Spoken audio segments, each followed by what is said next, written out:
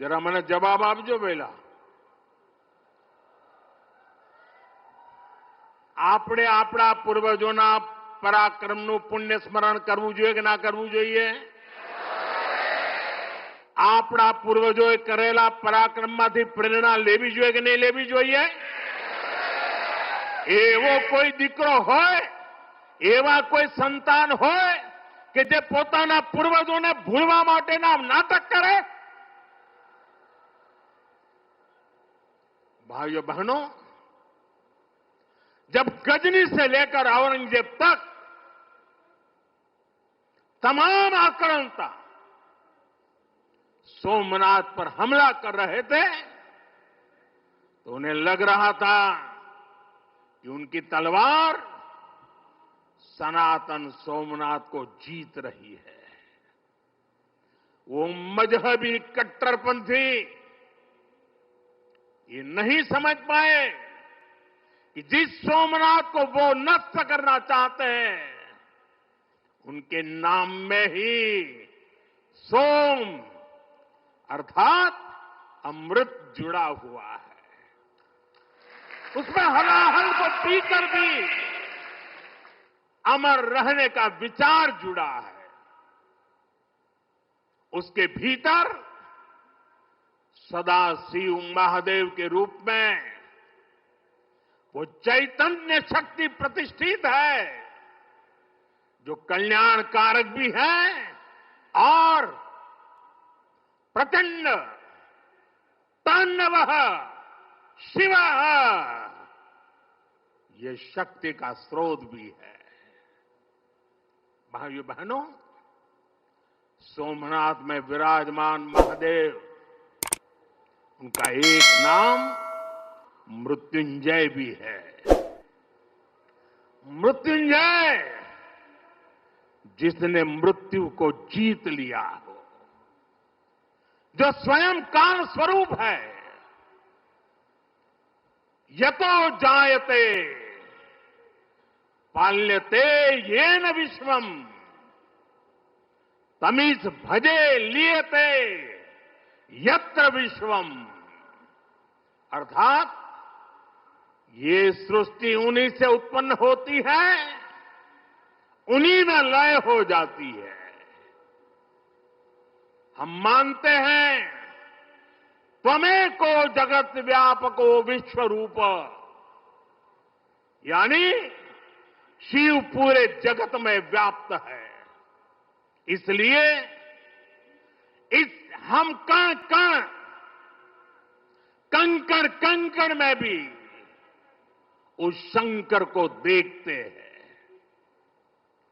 फिर कोई उन शंकर के कितने स्वरूपों को नष्ट कर सकता है? हम तो वो लोग हैं जो जीव में भी शिव को देखते हैं. उनसे हमारी आस्था को कोई कैसे डिगा सकता था? और साथियों, ये समय चक्र है कि सोमनाथ को ध्वस्त करने की मंशा लेकर आए मजहबी आतताई आज इतिहास के कुछ पन्नों में सिमट कर रह गए हैं. और सोमनाथ मंदिर उसी विशाल समंदर के किनारे गगनचुंबी धर्म ध्वजा को थामे खड़ा है. सोमनाथ का ये शिखर मानो उद्घोष कर रहा है, चंद्रशेखरम आश्रय मम किम करिष्यति वै यम. अर्थात मैं चंद्रशेखर शिव पर आश्रित हूं, काल भी मेरा क्या कर लेगा. साथियों, सोमनाथ स्वाभिमान पर्व इतिहास के गौरव का पर्व तो है ही, ये कालातीत यात्रा को भविष्य के लिए जीवंत बनाने का माध्यम भी है। हमें इस अवसर को अपने अस्तित्व और पहचान को सशक्त करने के लिए उपयोग करना है। आप भी देखते हैं, अगर कहीं किसी देश के पास कुछ 100 साल पुरानी विरासत होती है, वो देश उसे अपनी पहचान बनाकर दुनिया के सामने प्रस्तुत करता है। वहीं भारत के पास सोमनाथ जैसे हजारों साल पुराने पुण्य स्थान है। ये स्थान हमारे सामर्थ्य, प्रतिरोध और परंपरा के पर्याय रहे हैं। लेकिन दुर्भाग्य से आजादी के बाद गुलामी की मानसिकता वाले लोगों ने उनसे पल्ला झाड़ने की कोशिश की। उस इतिहास को भुलाने के कुत्सित प्रयास हुए। हम जानते हैं, सोमनाथ की रक्षा के लिए देश ने कैसे कैसे बलिदान दिए थे। रावल कन्नड़दे जैसे शासकों के प्रयास, वीर हमीर जी गोहिल का पराक्रम, बेगड़ा भील का शौर्य, ऐसे कितने ही नायकों का इतिहास सोमनाथ मंदिर से जुड़ा है। लेकिन दुर्भाग्य से इन्हें कभी उतना महत्व नहीं दिया गया। बल्कि आक्रमण के इतिहास को भी कुछ इतिहासकारों और राजनेताओं द्वारा व्हाइट वॉश करने की कोशिश की गई। मजहबी उन्माद की मानसिकता को केवल साधारण लूट बताकर ढंकने के लिए किताबें लिखी गई। सोमनाथ मंदिर एक बार नहीं, बार बार तोड़ा गया।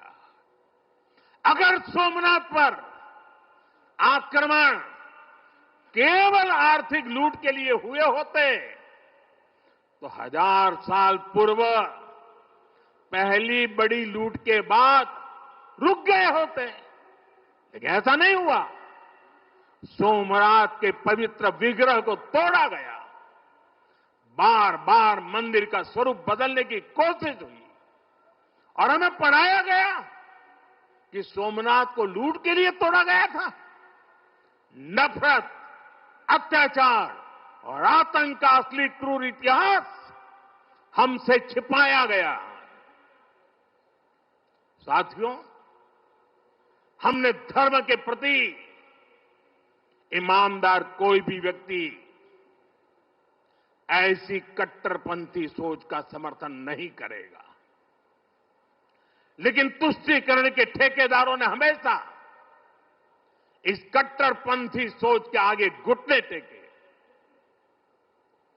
जब भारत गुलामी की बेड़ियों से मुक्त हुआ, जब सरदार वल्लभ भाई पटेल ने सोमनाथ के पुनर्निर्माण की शपथ ली, तो उन्हें भी रोकने की कोशिश की गई।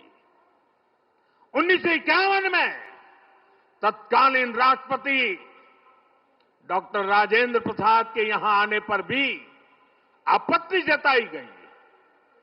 उस समय सौराष्ट्र के सर्वाधिक मशहूर हमारे जाम साहब महाराजा दिग्विजय सिंह जी आगे आए थे। भूमि अधिग्रहण से लेकर सुरक्षा व्यवस्था तक उन्होंने राष्ट्रीय गौरव को सबसे ऊपर रखा था। उस दौर में सोमनाथ मंदिर के लिए जाम साहब ने 1 लाख रुपए का दान दिया और उन्होंने ट्रस्ट के प्रथम अध्यक्ष के रूप में बड़ी जिम्मेदारी निभाई।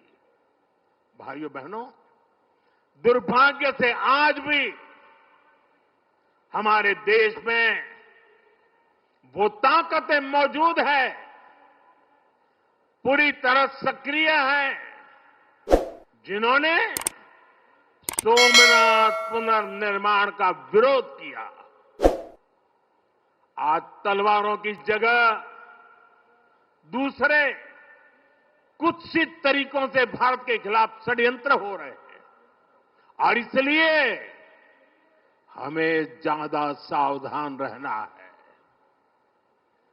हमें खुद को शक्तिशाली बनाना है। हमें एक रहना है, एकजुट रहना है।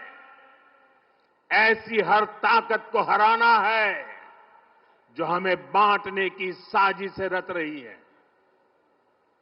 साथियों, जब हम अपनी आस्था से जुड़े रहते हैं, अपनी जड़ों से जुड़े रहते हैं, पूरे स्वाभिमान के साथ अपनी विरासत का संरक्षण करते हैं, अपनी विरासत के प्रति सजग रहते हैं, तो हमारी सभ्यता की जड़ें भी मजबूत होती हैं। और इसलिए पिछले 1000 वर्षों की यात्रा हमें अगले 1000 वर्षों के लिए तैयार रहने की प्रेरणा देती है। साथियों, राम मंदिर प्राण प्रतिष्ठा के ऐतिहासिक अवसर पर मैंने भारत के लिए 1000 साल का विराट स्वप्न सामने रखा था।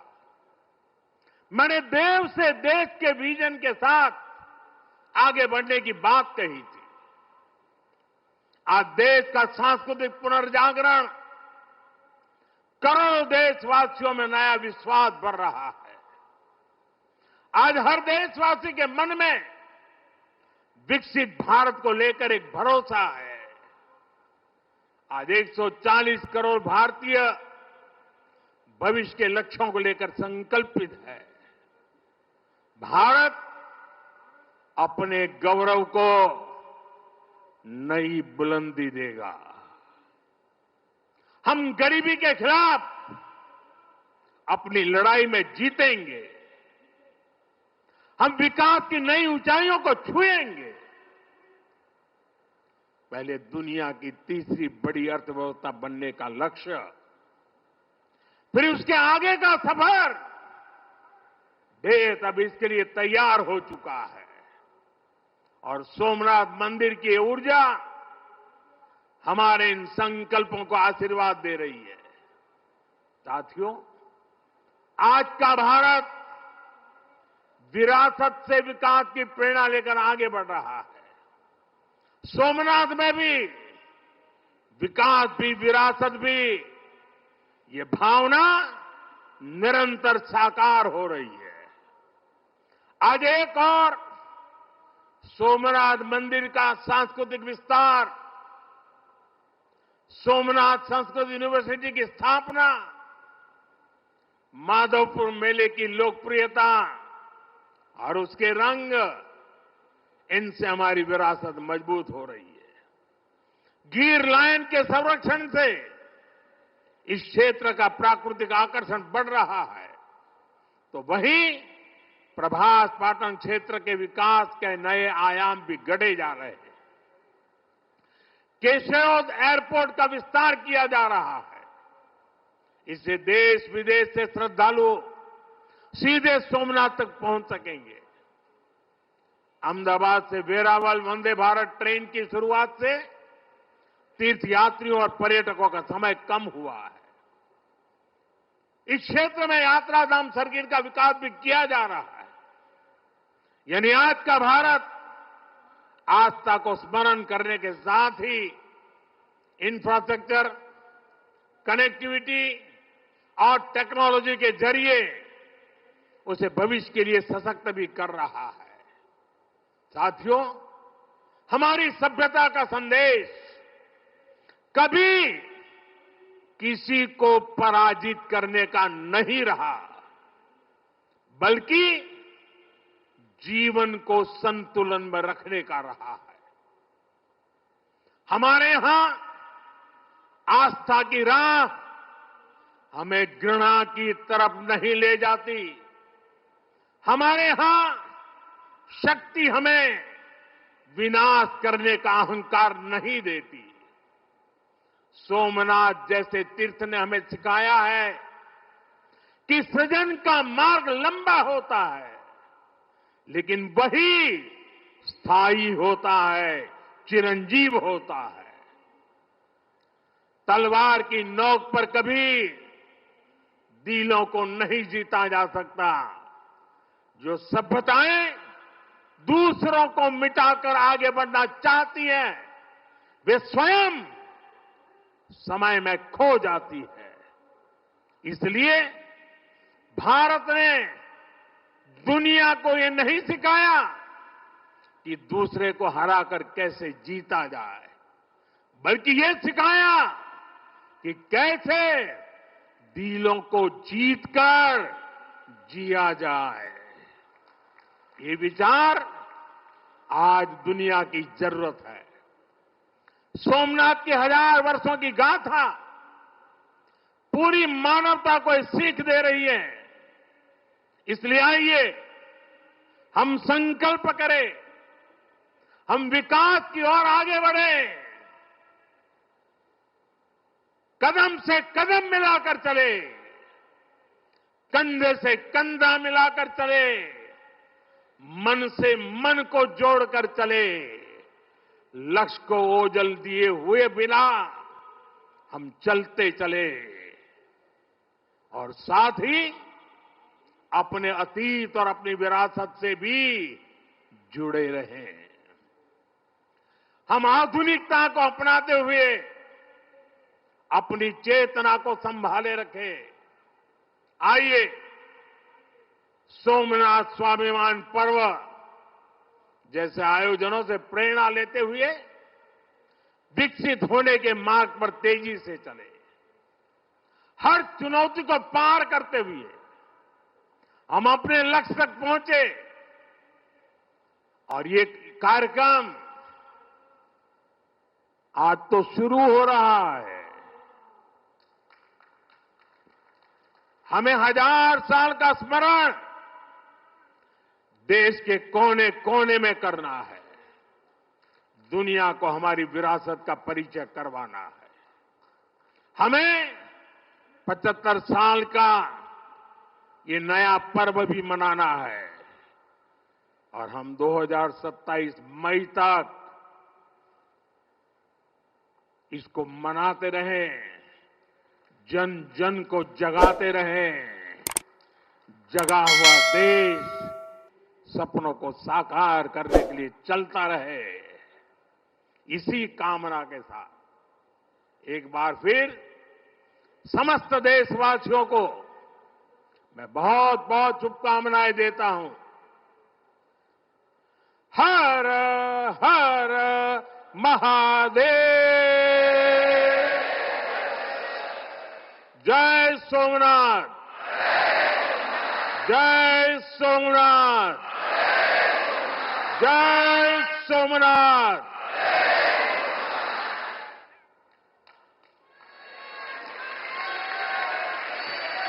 बहुत बहुत धन्यवाद माननीय प्रधानमंत्री जी, आपके इस गौरवशाली अभूतपूर्व भाषण के लिए, आपके ऊर्जावान संबोधन के लिए।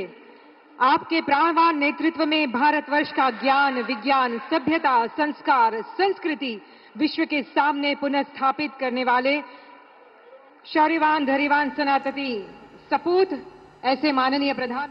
ಲೇಟೆಸ್ಟ್ ಹಾಗೂ ಇಂಟ್ರೆಸ್ಟಿಂಗ್ ಸುದ್ದಿಗಳಿಗಾಗಿ ಬಾಸ್ ಟಿವಿ ಕನ್ನಡ ಚಾನೆಲ್ನ ಸಬ್ಸ್ಕ್ರೈಬ್ ಮಾಡಿ, ಹಾಗೆಯೇ ಬೆಲ್ ಐಕಾನ್ ಪ್ರೆಸ್ ಮಾಡಿ. ಇದರ ಜೊತೆಗೆ ಫೇಸ್ಬುಕ್, ಇನ್ಸ್ಟಾಗ್ರಾಮ್, ಎಕ್ಸ್ ನಲ್ಲೂ ಮಿಸ್ ಮಾಡದೆ ಫಾಲೋ ಮಾಡಿ.